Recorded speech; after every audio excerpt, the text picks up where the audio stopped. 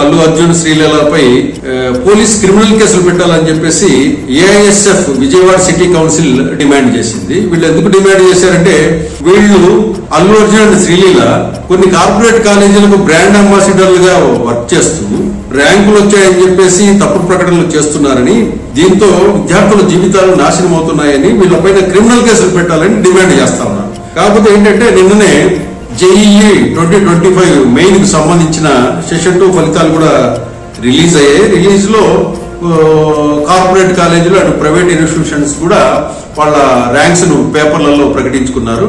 ఇక్కడ ఏంటంటే, కొంతమంది ర్యాంకులు కొన్ని చైతన్య కాలేజీలో వచ్చిన ర్యాంకుల్లో ఒక ర్యాంకర్ నారాయణలో ఉన్నాడు, ఒక ర్యాంకర్ అలెన్లో ఉన్నాడు, ఇంకా ర్యాంకర్ అట్లా కొంతమంది విద్యార్థులు ఈ 4-5 ఇన్స్టిట్యూషన్స్ లోనే ఉన్నారు.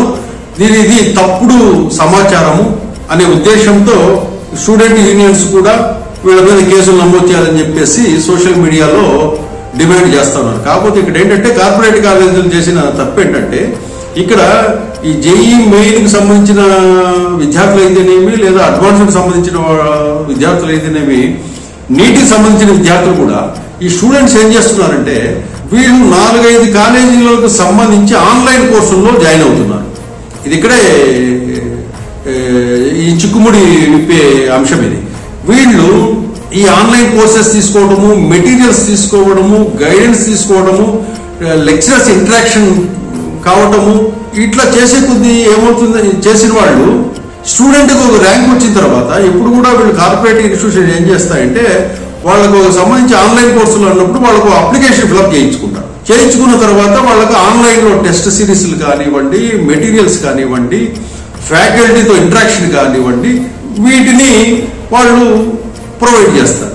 దీంతో ఈ స్టూడెంట్స్ ఎవరైతే ఉంటారో టాపర్స్, వీళ్ళందరూ కూడా ఏం చేస్తారంటే 4-5 ఇన్స్టిట్యూషన్స్ లో మెటీరియల్స్ ని పొందేందుకు వాళ్ళ టెస్ట్ సిరీస్ కూడా వాళ్ళు ఆన్లైన్ లో రాస్తూ ఉంటారు.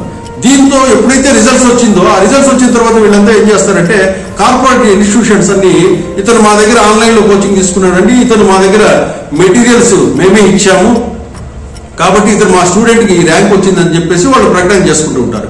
కానీ ఇక్కడ వీళ్ళు చేసే చిన్న మిస్టేక్ ఏంటంటే, వీళ్ళందరినీ కూడా వాళ్ళు ఆన్లైన్ లో కోచింగ్ తీసుకొని ర్యాంక్ వచ్చిందా, ఆన్లైన్ స్టూడెంటా, లేదా క్లాస్ రూమ్ స్టూడెంటా, లేకపోతే కనుక డిస్టెన్స్ లెర్నింగ్ స్టూడెంటా అనేది క్లారిటీగా వాళ్ళ హాల్ టికెట్ వాళ్ళ ఇచ్చిన అడ్వర్టైజ్మెంట్ లోనే వాళ్ళ పేరు కింద నీట్ గా క్లియర్ గా ఇచ్చేస్తే కనుక ఇటువంటి ఇష్యూస్ కి, డిమాండ్స్ కి మనం తావిచ్చినట్టు ఉండదు. ఇకనైనా కూడా కార్పొరేట్ కాలేజెస్